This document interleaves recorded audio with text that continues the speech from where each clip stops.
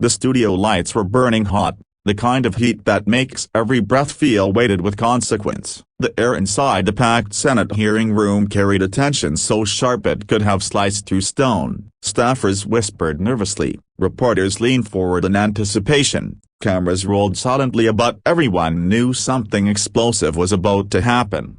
And at the very center of this brewing storm stood two political giants. Senator John Kennedy of Louisiana, a broken bar, and Senator Bernie Sanders of Vermont.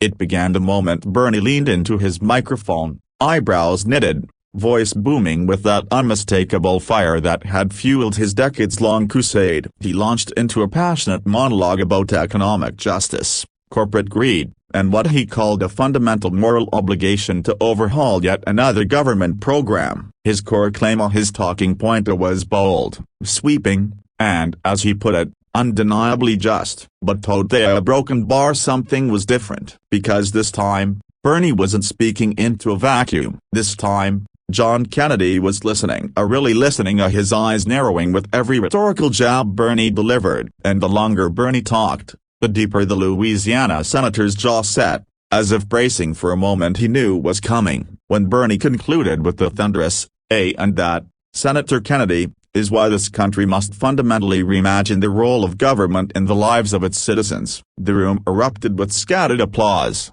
mostly from Sanders supporters, but Kennedy didn't flinch. He slowly adjusted his glasses, leaned into the microphone, and with that signature drawl, calm, steady, dripping with unshakable conviction, he said the words that silenced the entire room. Senator Sanders, a broken bar, with all due respect, your idea sounds good in a fortune cookie, but it collapses faster than a souffle. Held the copyright in a thunderstorm.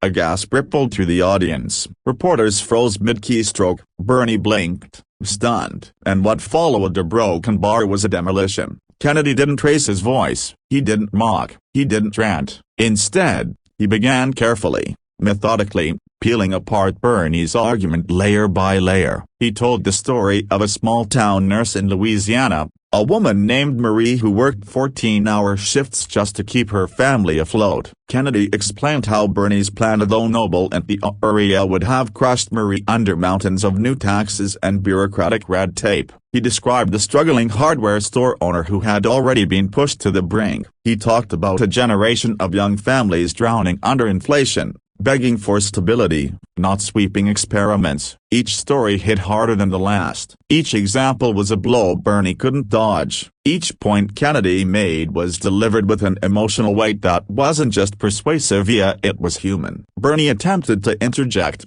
but Kennedy didn't attack him. Instead, he paused, letting the tension settle, and then said softly, "Senator, Americans aren't lab rats. They're people. Real people with real struggles. They don't need another theory. They need solutions that work." The room went silent. Kennedy then walked Bernie through the economic math carefully, meticulously highlighting inconsistencies that had been glossed over, costs that had been ignored, and unintended consequences Bernie's plan would unleash. He wasn't grandstanding, he was teaching. And the more Kennedy spoke, the more the mood in the room shifted. Reporters, once ready to cheer Bernie's fiery speech, now found themselves scribbling furiously as Kennedy's calm logic dismantled the talking point piece by piece.